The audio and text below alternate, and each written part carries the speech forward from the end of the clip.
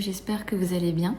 Aujourd'hui on se retrouve sur une vidéo, sur un format un petit peu spécial et différent de d'habitude, puisque je me retrouve face caméra entre guillemets, même si on ne voit pas l'entièreté de mon visage.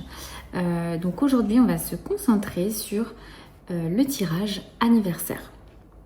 Le tirage anniversaire, c'est un tirage que j'ai conçu après plusieurs années de pratique et après différentes participations à des programmes de tirage annuels, notamment celui de Laura de The Snake and the Moon, et c'est également une thématique qu'on a vue chez Marjorie de l'heure mystique à travers les ateliers de pratique, puisque je fais partie du club de lecture de tarot de Marjorie pour cette année 2024-2025. Donc ce tirage, il est issu de, comme je le disais, plusieurs années de pratique de tirage annuel. J'avais toujours l'habitude de faire un tirage, vous savez, avec les 12 mois de l'année, soit en fonction de l'année scolaire, puisque je travaille dans une école, donc c'était plus facile pour moi de me projeter sur une année scolaire, ou alors d'année civile. J'ai déjà testé les deux aussi, donc classiquement de janvier à décembre. Et en fait, il y avait toujours quelque chose qui me convenait pas dans ces tirages-là. J'ai essayé des grands tirages où il y avait trop de cartes et j'arrivais pas à retenir ce qui était important. J'ai fait des tirages où j'avais une carte par mois et ça me suffisait pas. Donc là, je l'ai vraiment construit plus ou moins de la même manière, mais vous le verrez avec quelques subtilités qui font toute la différence.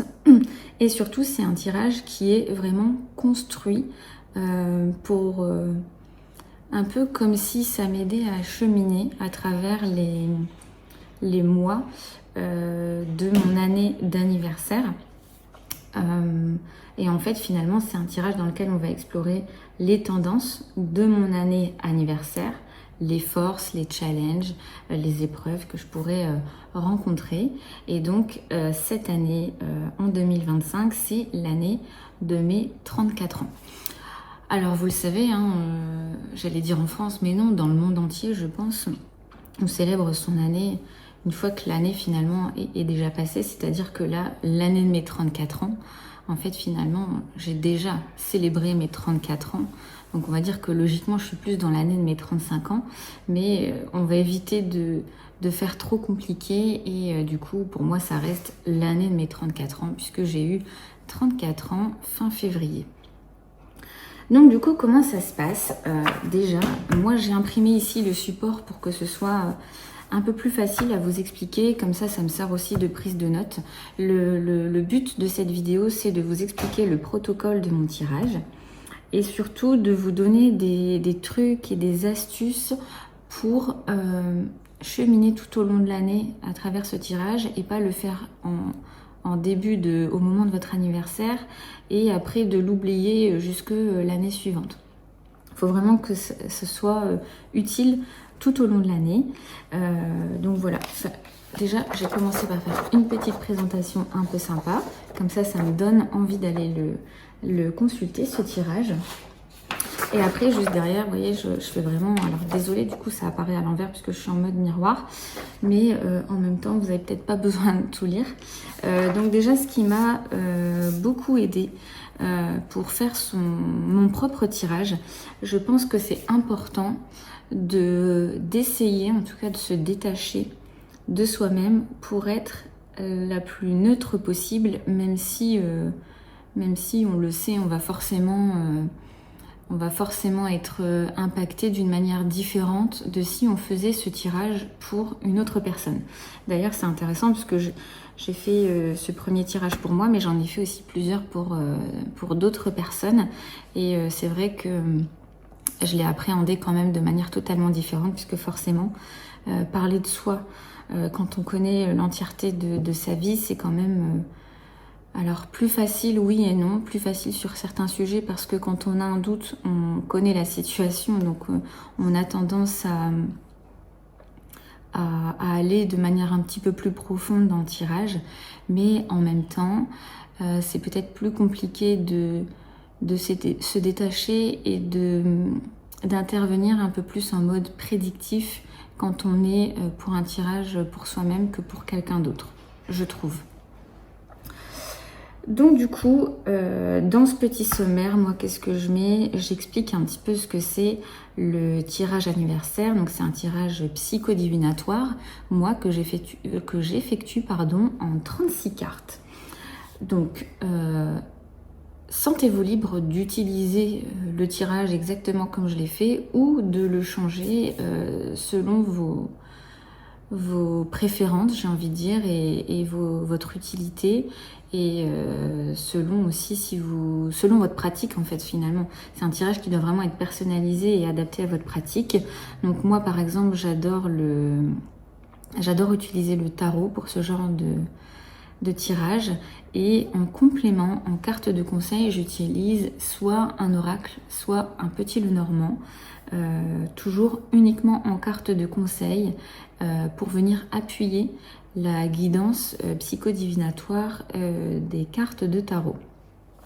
Donc ce tirage, il est à faire au moment de son anniversaire ou alors quelques semaines, voire 1 ou 2 mois avant son anniversaire. Mais moi je trouve que plus on se rapproche de la date, plus ça a une signification symbolique. Et ce que je fais, c'est que je sépare mon jeu de tarot. Je différencie les arcanes majeurs et les arcanes mineurs. Et ce que je vais faire, c'est que je vais tirer une carte, une carte d'arcane majeur pour chaque mois de mon anniversaire, à partir de ma date d'anniversaire, et une carte des arcanes mineurs, et ensuite une carte d'oracle ou de petit Lenormand pour intervenir en tant que conseil. Ensuite, je fais un petit focus sur l'aperçu de mon année. C'est-à-dire que moi, si j'applique mon tirage sur mon propre cas, je suis en année 7, puisque j'ai 34 ans. 33 plus 4, ça fait 7. Pour calculer le chiffre de mon année, j'additionne les âges. Excusez-moi, on a été coupé parce que j'ai un chien un petit peu turbulent à la maison. Donc je le disais, pour calculer mon année, j'additionne en fait mon âge, puisque le but c'est de réduire l'âge de la personne à qui on fait le tirage entre 1 et 22 pour réussir à représenter son âge par un arcane majeur. Donc moi, 34 ans, c'est au-dessus de 22, donc je réduis. Donc 3 plus 4, ça fait 7. Mon année en arcane majeur du tarot, c'est le chariot. Après, je fais un petit focus aussi sur la numérologie, sans rentrer dans le détail puisque c'est pas forcément mon domaine. Je vais aller explorer en numérologie que représente l'année numéro 7. Et en fait, ça va vraiment permettre de se concentrer sur l'âge et les enjeux, les problématiques, les dynamiques que ça va créer pour mon année d'anniversaire. Ensuite, du coup, je mets en évidence en fait les cartes qui seraient intéressantes, sur lesquelles il serait intéressant de s'attarder en fonction des numéros importants de mon année. Donc c'est-à-dire que le chariot, du coup, la carte de mon âge, je vais faire attention, je vais être plus vigilante si elle sort dans le tirage. Ensuite, par exemple, cette année, la carte de l'ermite, parce que c'est la carte de l'année 2025, 2 plus 0 plus 2 plus 5, on est sur une année ermite. Ensuite, dans mon cas, je vais aussi faire attention à la carte du diable, si elle sort dans mon tirage. Pourquoi? Parce que si j'utilise ma date d'anniversaire, 22 février, plus l'année 2025, mon arcane de l'année, c'est le diable.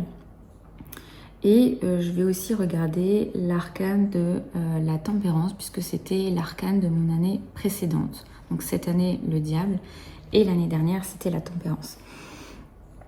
Donc du coup, pour moi, si ces cartes sortent dans le tirage, ça pourrait indiquer un enseignement à retenir, des défis à surmonter, des choses comme ça.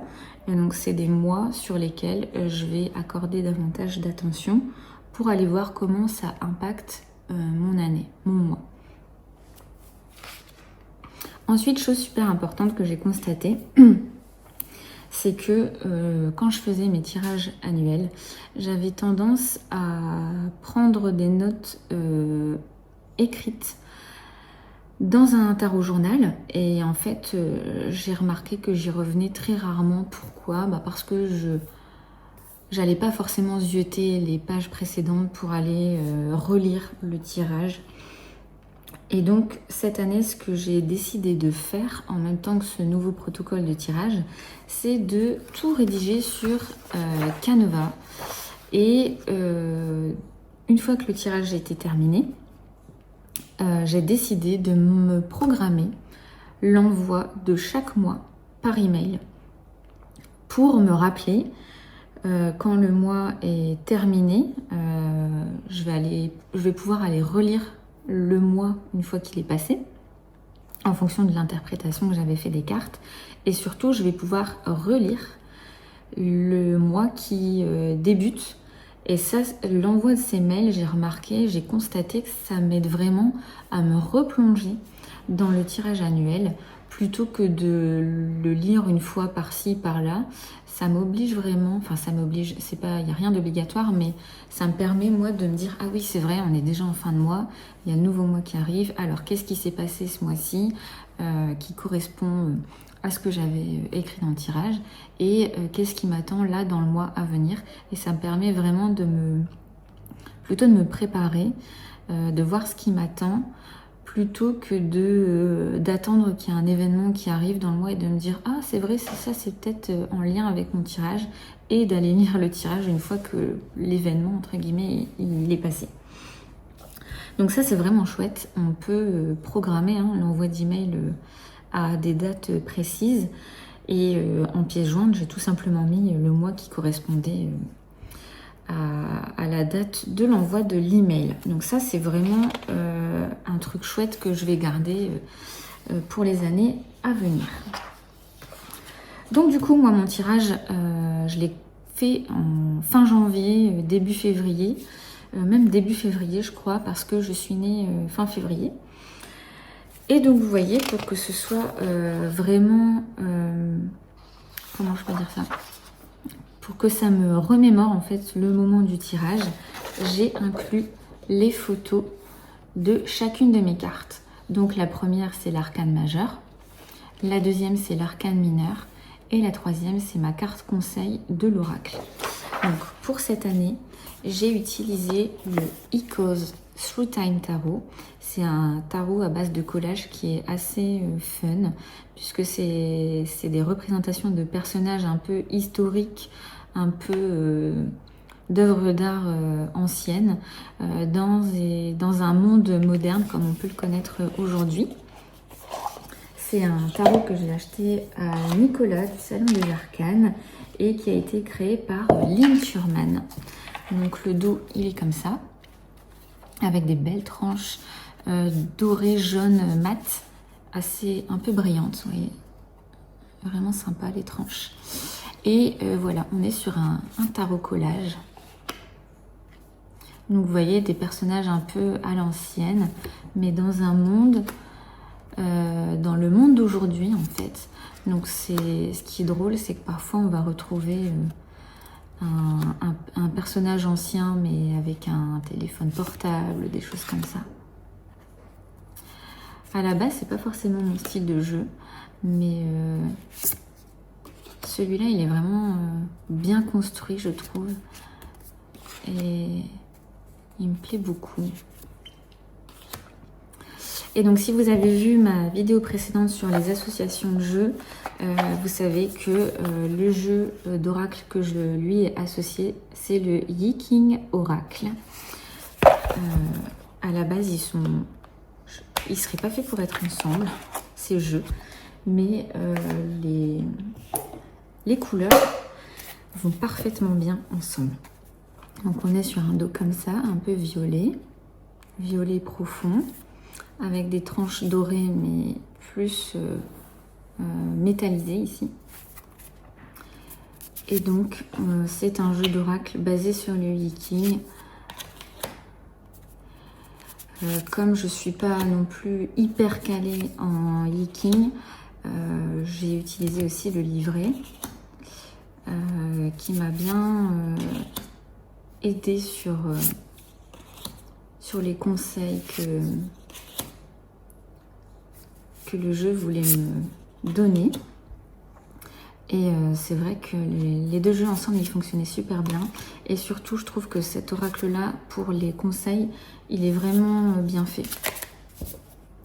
Alors, pour les autres tirages que j'ai fait, j'ai utilisé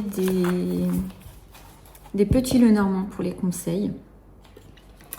On est davantage ici sur des conseils avec les petits Lenormand du quotidien, on va dire. Là, on est plus sur des conseils énergétiques, des choses comme ça.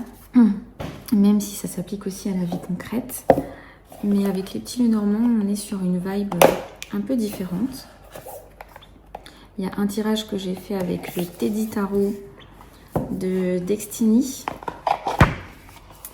et le Sparkly Lenormand qui est ici. Le Teddy Tarot, là, je ne l'ai pas ramené. Mais le Sparkly, il se marie très très bien avec pas mal de jeux. Donc, on est sur un dos comme ça et des images assez enfantines. Vous voyez, très coloré. Donc, ça apporte beaucoup de pêche, ce tirage. Vraiment sympa aussi. Et ce jeu-là, je l'ai aussi utilisé pour... comment je peux dire ça, pour un autre tirage, mais avec les tarots des 4 saisons de chez Destiny. Et donc là, j'avais fonctionné différemment, c'est-à-dire que j'avais pas séparé les arcanes majeurs et les arcanes mineurs, mais j'avais tout simplement débuté le tirage en fonction de la saison. Donc si je l'applique à mon cas personnel, le mois de février, j'aurais utilisé le Winter Magic pour la saison de l'hiver. Ensuite, mars, avril, mai, j'aurais utilisé le printemps. 3 cartes avec le Sakura Spring pour le printemps. Ensuite, juin, juillet, août, j'aurais utilisé le Summer Holiday pour représenter l'été. Septembre, octobre, novembre, j'aurais utilisé le Autumn Mist Tarot pour la saison de l'automne. Et décembre et janvier, je serais venue terminer avec le Winter Magic pour la saison de l'hiver. Et en fait, ça permet vraiment, en plus d'avoir un tirage qui est basé sur le début de son anniversaire, de visualiser les saisons à travers les cartes du tirage. Puisque au-delà d'avoir les 3 cartes par mois, on peut prendre à la fin une photo de son tirage global et vraiment utiliser ces 4 jeux en fonction des saisons. Ça permet vraiment d'avoir une temporalité en fait dans la visualisation du tirage. Donc ça, c'est vraiment sympa aussi. Ensuite, pour vraiment préparer le tirage, c'est vrai que d'habitude, je faisais des tirages annuels sans trop me dire qu'est-ce que j'allais faire cette année, de quoi j'avais envie, etc. Et là, j'ai vraiment fonctionné différemment. C'est-à-dire que pour chaque mois, en fait, je suis venue lister tous les événements que j'avais à ma connaissance. Alors, ça peut être des événements temporaires, comme moi, par exemple, cette année, je vais aller à un mariage. Bah, j'ai déjà la date du mariage, j'ai déjà la date de l'événement. Eh bien, je vais pouvoir venir noter pour chaque mois les événements clés que je connais déjà. Il y a des choses qui reviennent aussi de façon récurrente, comme les anniversaires, l'anniversaire de mon fils, l'anniversaire de mon conjoint. Après, dans le travail aussi, par exemple, je vais pouvoir être vigilante sur quand est-ce qu'il y a lieu mon entretien annuel avec ma négociation de salaire, des choses comme ça. Ensuite, qu'est-ce que j'ai pu mettre? Les vacances aussi, ça peut être bien pour visualiser à quel moment ça peut être sympa de... Est-ce que ce moment-là où j'ai prévu de partir en vacances, il est propice au voyage, à la découverte, etc. Ou est-ce que justement, il va peut-être y avoir des événements inattendus, des choses comme ça. Donc ça, c'est super important et ça a été une étape préalable au tirage qui a été assez conséquente, entre guillemets, pour préparer le tirage. Et j'ai vraiment fait ça pour chaque mois. Par exemple, ici, je vous montre en gros, vous voyez, je fais les événements clés du mois. Et pour février, j'avais mis mon anniversaire, l'anniversaire de mon fils, les entretiens de mi-année pour mon équipe au travail. Et par exemple, mon fils qui devait se faire opérer, j'avais noté que ce mois-ci, j'avais rendez-vous avec l'anesthésiste. Et donc, j'ai vraiment listé ça pour chaque mois pour m'aider et vraiment cibler mon interprétation sur les événements clés. Alors, pas que sur ça, mais pour prêter davantage attention aux cartes et à l'impact qu'elles pouvaient avoir vis-à-vis de ces événements. Et donc ensuite, j'interprète les deux cartes en combinant l'arcane majeur et l'arcane mineur. Donc là, le club de lecture tarot de Marjorie a été super utile parce qu'on a beaucoup travaillé les associations de cartes. Donc c'était vraiment sympa d'avoir un cours sur ça et de se préparer pour que je puisse effectuer ces tirages-là. Et ensuite, pour chaque mois, en fonction des cartes tirées, je liste aussi les points forts et les points de vigilance. Moi, j'appelle pas ça point faible, mais j'appelle plutôt ça point de vigilance sur le mois à venir. Et ensuite, la dernière partie, c'est le conseil du mois. Et là, en fait, je fonctionne avec des bullet points. Avec plusieurs conseils, par exemple là pour février, faire preuve de patience et de résilience, faire confiance à son intuition et sa sagesse pour relever les défis du mois, adopter une stratégie conservatrice et attentiste. Donc là, c'était vraiment super utile pour lors de la lecture du tirage en fait, pour me préparer et savoir comment anticiper certaines choses sur chaque mois. Ensuite, ce qui m'a beaucoup aidé aussi, c'est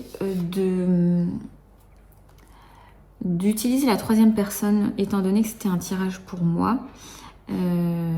J'ai vraiment rédigé l'interprétation de mon tirage comme si Hélène, moi, était une personne à qui je m'adressais. Ça m'a vachement aidé pour me détacher davantage de ma situation personnelle, entre guillemets, pour essayer d'adopter une vision un petit peu plus objective. Ensuite, qu'est-ce qui a pu m'aider? Oui, de lier les mois les uns avec les autres. Je pense que ce qui est important, c'est quand on démarre l'interprétation d'un mois, c'est d'aller visualiser et de se rappeler quelle carte on avait le mois précédent pour voir si le mois il est lié ou si on est sur une énergie totalement différente. Et donc ce qui était drôle aussi, c'est que par exemple moi sur le mois de mai ici, mon événement clé, c'est que avec mon conjoint on avait prévu de partir en vacances au mois de mai à l'étranger. Et finalement, ce qui s'est révélé dans le tirage, au mois de mai, j'ai eu l'ermite qui me donnait pas trop envie de partir en vacances, puisque l'ermite, on est plutôt sur une carte de solitude, d'introspection et de prise de recul. Et finalement, en juin, j'avais eu la carte du voyage dans le conseil. J'avais eu la carte traveling. Et ce qui est drôle, entre guillemets, c'est que finalement, on a réservé nos vacances au mois de juin. Une fois que j'avais fait ce tirage, et pourtant je me souvenais plus à ce moment-là que j'avais tiré la carte de l'ermite pour le mois présumé de mes vacances. Et en fait, quand j'ai relu mon tirage au moment des envois des mails. J'ai vu que j'avais tiré la carte du voyage dans le mois de juin. Et au mois de juin, je pars en vacances. Je pars en séminaire d'entreprise. Et je vais sûrement participer à un événement tarot aussi qui a lieu assez loin de chez moi. Donc finalement, c'est assez drôle de voir quel impact ça a déjà. Après, par exemple, ce qui m'avait vachement marqué aussi, c'est que, par exemple, pour le mois d'octobre, donc c'est un mois pour lequel je participe à un mariage au sein de ma famille assez proche. Et là, j'avais tiré le jugement et la carte du cavalier de coupe. Et ça m'avait aussi marqué dans le sens où le cavalier de coupe, ben voilà, ça représente vraiment le romantisme, la prise de... J'avais interprété ça avec le jugement comme une prise de conscience émotionnelle, le fait d'exprimer ses sentiments, de donner, recevoir de l'amour, de faire des rencontres significatives, des choses comme ça. Et donc, je trouvais ça chouette d'avoir ça aussi sur le mois où je participe à un mariage. Donc voilà, en mois de décembre, j'ai ma carte du diable, qui est ma carte de l'année. Si je réduis mon mois de naissance à l'année 2025, donc je pense que le mois de décembre sera un mois assez important pour moi. Et qu'est-ce que j'avais eu aussi en janvier? J'ai eu la carte de la tour pour le mois de janvier. Sachant que j'ai un gros projet qui est censé se concrétiser décembre-janvier. Donc du coup, pour moi, ça vient marquer un petit peu la rupture entre l'avant, ce qu'on connaît actuellement, et l'après. Donc ça, c'était sympa aussi. Et donc, une fois que j'ai terminé le tirage, en fait, je fais un bilan en fait avec un tracker annuel. Donc ça, c'est vachement chouette. J'ai découvert ça dans la formation de Laura de The Snake and the Moon, que je vous encourage à aller suivre si vous voulez découvrir la manière dont elle effectue son tirage annuel. Donc en fait, le principe, c'est de noter le mois en fonction de comment on sent. Est-ce que ça va être un bon mois, un mois moyen ou un mauvais mois? Le but, c'est d'aller mettre une note en fonction des cartes qu'on a tirées. Et quand on fait le bilan du mois, de se remettre une note après le mois qu'on a vécu et de comparer si la note qu'on avait mis au départ correspond à la note qu'on a mis à la fin du mois.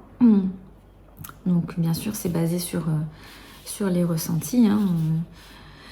Ensuite, j'ai effectué un tableau, le tableau Goals de mes 34 ans avec des objectifs que j'aimerais réaliser durant l'année de mes 34 ans.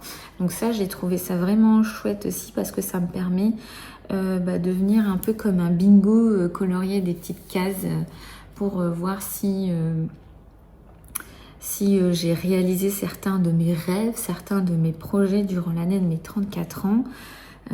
Par exemple, après, il ne s'agit pas ici de se mettre la pression, mais plutôt de trouver un moyen de satisfaire, entre guillemets, ses besoins durant toute l'année. Par exemple, ici, j'ai mis fêter les 1 an de mon fils, lire tel livre, terminer le dressing. Enfin voilà, j'ai vraiment mis des choses en lien avec mes projets professionnels, avec mes projets familiaux, tout ce qui est projet de travaux de la maison aussi. Et puis après, j'ai aussi mis des petites choses pour moi, tout simplement, comme cette année, j'aimerais me faire un nouveau tatouage. Ensuite, ça peut être aller au restaurant à 2, par exemple. Des choses comme ça. Donc je trouve ça vraiment chouette parce qu'à la fin de l'année, bon, le but bien sûr c'est de colorier le plus de choses possible et en fin d'année d'aller visualiser à quel point cette année elle a été exceptionnelle. Donc ça c'est sympa aussi. Et voilà, donc c'était tout. Après, je fais juste un petit résumé pour savoir les arcanes, enfin les suites qui sont le plus revenues dans mon tirage. Donc pour cette année de mes 34 ans, ce qui revient le plus, c'est les bâtons et les coupes. Et après, bon voilà, je fais un petit résumé pour qui vient indiquer par quoi l'année semble être marquée. Est-ce qu'on est plus sur des projets pro, sur des projets familiaux, sur des problématiques, des challenges intérieurs, des choses comme ça. Et après, ne jamais oublier ici les ressources. Donc moi, mes ressources, j'indique mes jeux, les accessoires que j'utilise et les formations suivies. Donc ici, je parle du club de lecture tarot de Marjorie et de la roue de l'année psychodivinatoire de Laura, de The Snake and the Moon. Donc voilà, j'ai participé à ce... J'ai plus ou moins créé, hein, et j'ai rien inventé non plus, hein, mais on va dire qu'on est plus sur un protocole de tirage que j'ai adapté au fil des années en fonction de ce qui ne me convenait pas et ce qui me convenait. Et l'essentiel aussi du protocole de tirage, j'ai oublié de vous le dire, c'est que pour utiliser vraiment l'année anniversaire de manière symbolique, une fois que j'ai séparé mes arcanes mineurs, mes arcanes majeurs, je vais venir compter en fait mes cartes pour pouvoir venir les tirer. Je les choisis vraiment pas au hasard. Je prends pas de carte sauteuse. Et en fait, quand je sens que j'ai mélangé suffisamment mon jeu, eh bien, je m'arrête. Alors moi, j'ai tendance à couper un peu mon jeu, donc je coupe mon jeu. Et ici, donc vous vous souvenez, mon année des 34 ans, c'est l'année du chariot, le 7. Donc je vais venir compter 1, 2, 3, 4, 5, 6, 7. Et donc la 7e carte, ça va être celle de mon premier mois, de mon mois d'anniversaire. Ensuite, je continue. Donc à chaque fois, celles que je compte et que je n'utilise pas, hein, je les remets ici. Donc je vais recompter 1, 2, 3, 4, 5, 6, 7. Donc les 6 cartes, je les mets là. Et la 7e, ça va être celle... Alors vous choisissez, soit vous faites... moi, je faisais les arcanes majeures tout de suite. Et après, j'ai fait la même chose avec les arcanes mineures. Donc du coup, c'est un protocole de tirage qui est assez long, mais que je trouve super sympa en termes de symbolisme, puisque ça, on va vraiment venir se baser du coup sur l'âge de la personne à qui on tire les cartes. Voilà. Donc n'hésitez pas à me partager vos protocoles de tirage annuels, anniversaires. Est-ce que vous faites des tirages sur une année complète ou pas? Est-ce que vous préférez plutôt faire des tirages au mois le mois? Donc du coup, moi, avec ce protocole de tirage-là, j'effectue jamais de tirage mensuel. Je vais jamais venir dire comment va se passer mon mois, puisque justement, je vais me référer à mon petit livret et à mes emails que je reçois du coup tous les mois pour aller voir comment va se passer mon mois. Donc voilà, j'espère que cette vidéo de format un petit peu spécifique vous a plu.